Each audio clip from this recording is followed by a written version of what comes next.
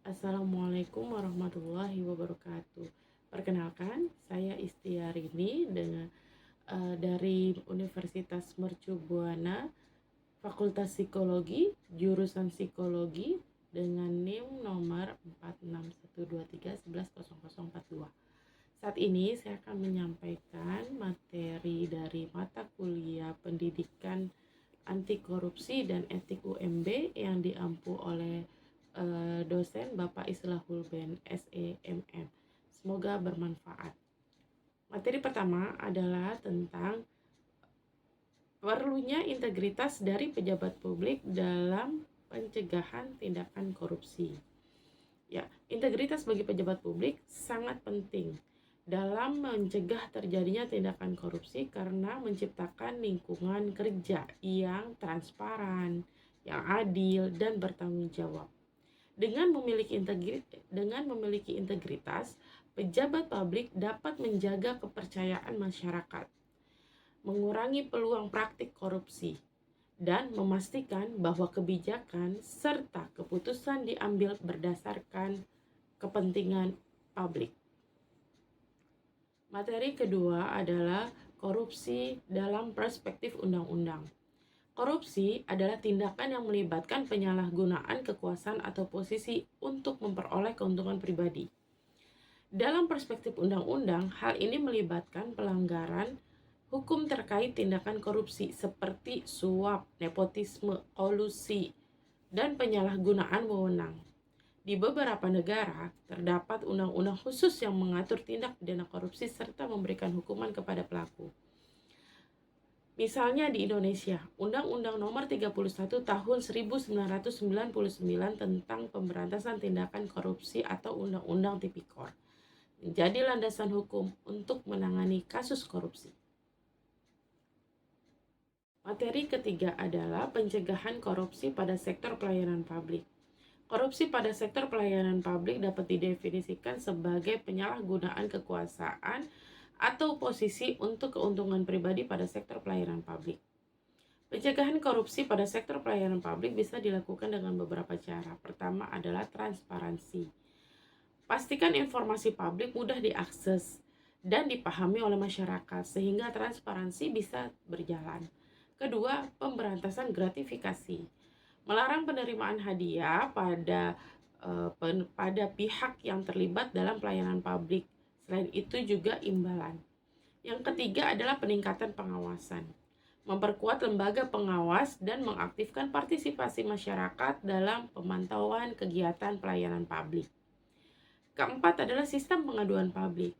Membangun mekanisme pengaduan yang efektif untuk melibatkan masyarakat dan melaporkan tindak pidana korupsi. Kelima, pelatihan dan kode etik.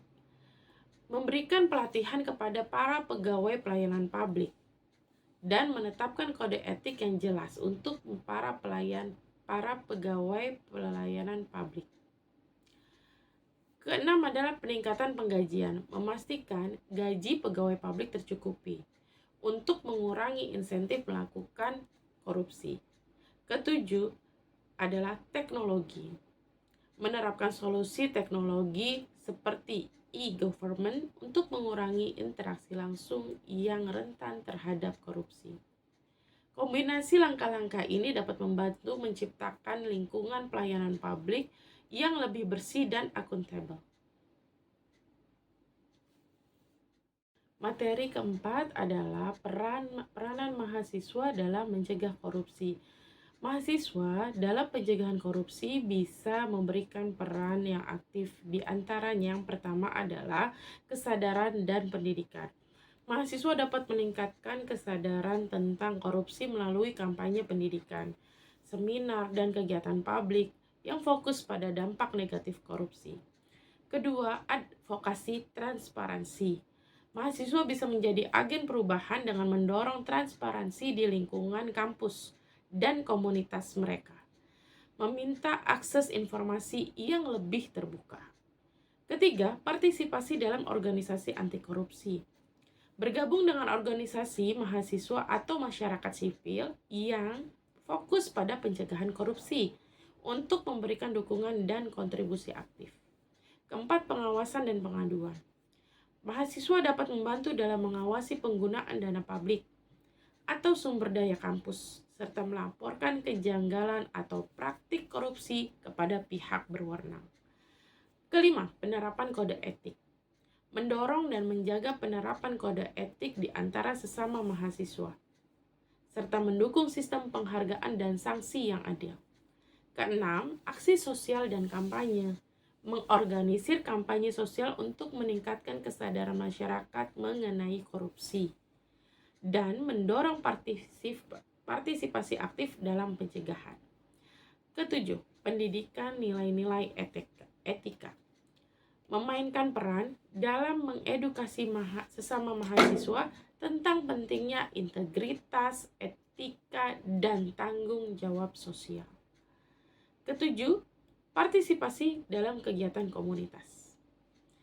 Terlibat dalam kegiatan sosial dan pengembangan masyarakat untuk menciptakan lingkungan yang kurang rentan terhadap praktik korupsi. Kesembilan adalah riset dan kajian, melakukan penelitian atau kajian tentang korupsi dan memberikan kontribusi terhadap pemahaman dan solusi yang lebih baik dalam mencegahnya. Terakhir, ke-10 adalah bekerja sama dengan pemerintah dan lembaga terkait. Mahasiswa dapat berkolaborasi dengan pihak berwenang untuk memberikan masukan, mendukung reformasi, dan berpartisipasi dalam inisiatif pencegahan korupsi. Sekian materi dari saya, semoga bermanfaat. Wassalamualaikum warahmatullahi wabarakatuh.